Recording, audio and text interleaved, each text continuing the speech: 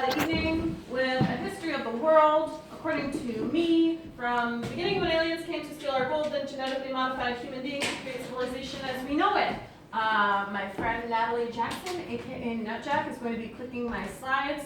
So when I say something like next or next slide please, just keep pressing until the next slide shows up because some of them have like a lot of animation. So just go on to the next thing. Next slide please. Okay, so here we are. We are on the brown dwarf planet just at the edge of our galaxy where the Anunnaki aliens live some 500,000 years ago. Their planet is dying because, similar to us, they have destroyed their atmosphere and they need to find a certain element that they can disperse into it to correct the holes. Next slide, please.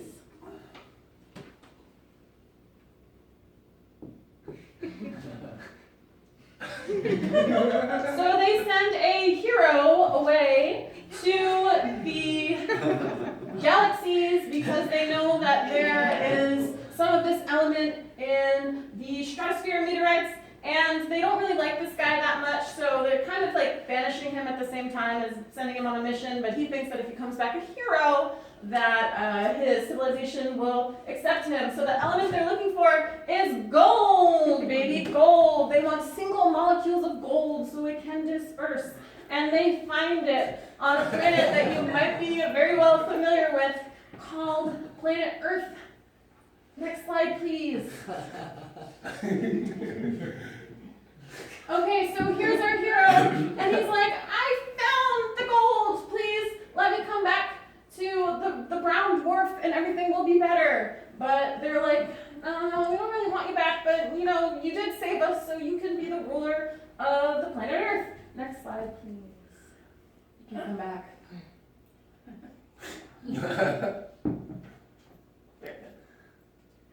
Alright, so the aliens arrive on our planet and they find most of the gold is in the Fertile Crescent area, and they use alien technology to start molding civilization. Keep clicking, next slide. Okay, there's our hero. So do you want to know a secret? Yeah.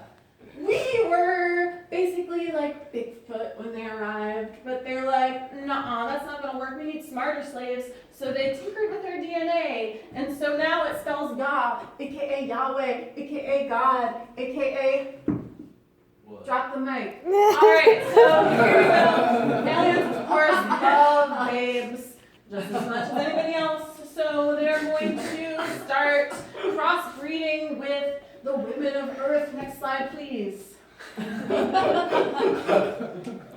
So we have these alien-human hybrids our ruling class. They have access to different parts of their brain. They have different powers that the regular humans do not have. They also implant our slave race humans, not the higher upper class, with this demon called self-doubt, which keeps us from rising up and realizing that we are, in fact, alien slaves. Next slide, please.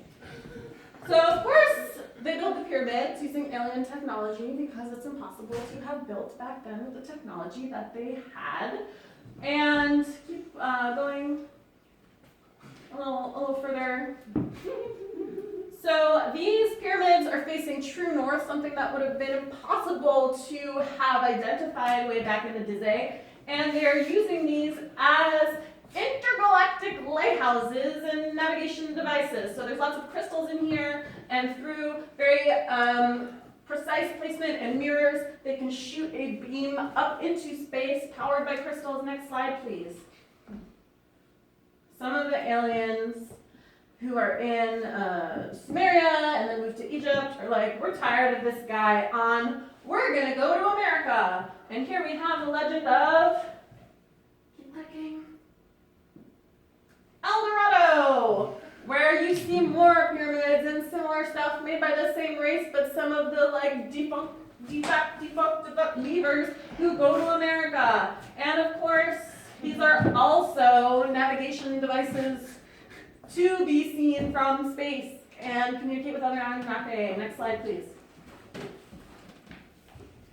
So the quest for gold, of course, causes lots of bad things to happen. And then at some point, there is a great deluge where the southern ice caps break and huge tsunamis cover lots of the Earth, and some of the aliens are like, I've had enough of this, I'm going back, but a couple more stay, and next slide please.